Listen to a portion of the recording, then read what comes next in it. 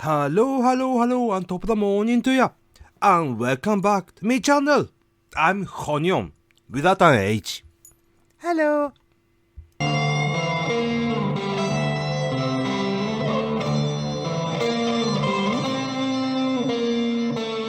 So apparently, there is show called Shogun going on Disney Plus. I think. I don't know because I don't have it, but apparently it's rather good. Maybe I should visit one of my friends because I know she has Disney Plus. Anyway, as it seems, this show is basically Game of Thrones in Japan. So apparently there is certain demographic of people, vocal minority if you will, who want to see black people in feudal Japan. That 1600s, while Japan was basically closed off to everyone but China, Korea, Ryukyu Kingdom, well that's Okinawa today, and the Netherlands. And they were isolated this thing called Dejima, basically an archipelago in Nagasaki. Mark my word, isolated. So the chance of you encountering non-Japanese outside of this archipelago was, shall we say, slim to none. Especially if you live far away from Nagasaki. Remember, in the 1600s, there were no trains, cars, or airplanes. Well, some parts of the US, they don't have trains either, but that's something else. This is the current day in New York. I mean, according to statistics, in 2022, less than 3% of people in Japan were non-Japanese. So it's not like you see non-Japanese people everywhere. Obviously, if you're at some touristy places, like Kyoto or Tokyo, you will see more, but I digress. Back on topic, there's one, numero uno, now in Italian. Black person recorded from that era. Yasuke. Oh, Yasuke. That poor guy every social justice warrior uses as a springboard to justify their arguments. Record describes him as a man who was given by a missionary, skin dark as ink and 1.82 meter tall.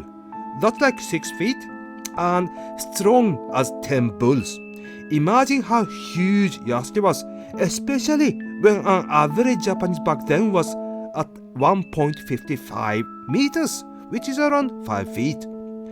They usually use him as an example to declare there was a black samurai back in the days. Here's the thing, the records are unclear if he was a samurai or a retainer. Anyway, the last record of him places him at a Christian church after getting caught at the Honnoji incident, where he fought to protect Oda Nobunaga. This takes place in Kyoto, while Shogun takes place in Osaka. Now, today, if you want to trot between those cities, it takes around 11 hours, so I'm guessing it took far longer to get there back in the days. Not something you do on your weekend, so to speak.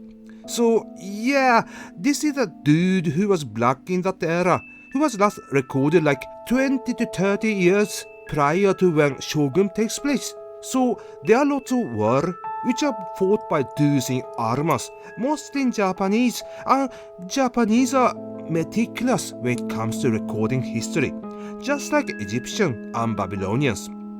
Do you really think a huge black dude who's as strong as 10 bulls will be accidentally forgotten? Imagine this. If you place Terry Crews among Japanese today, he will stand out even today. We can safely conclude that there weren't any black samurai fighting in feudal Japan whatsoever, at least not during the time Shogun takes place. Now, why do some people feel like they need representation where they don't belong?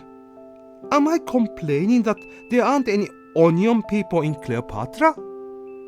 No, of course not. Because we weren't there. The industry is going all bonkers these days, or at least some parts of it. Black Cleopatra, which is impossible. Because she was a Greek. I remember my grandmother saying to me, I don't care what they tell you in school, Cleopatra was black. Please. Maybe her grandma should have sat her behind at school a bit more and learn one thing or two. What's next? Water is dry and 1 plus 1 is a window. Another example is bowling? They see her bowling, they're hating. Yeah, anyway. Who was most definitely, without a shadow of doubt, white as you can get, somehow magically turned black. You can't race swap or gender swap a historical figure. What would they react if, like a biography movie of Obama, and he was played by Chow Yun-fat? History is history. It is what it is. It's not always pretty. Some parts of our history are hideous and horrible. But we need to learn from our mistakes. Otherwise, we are bound to do it again. We can make history PG-13.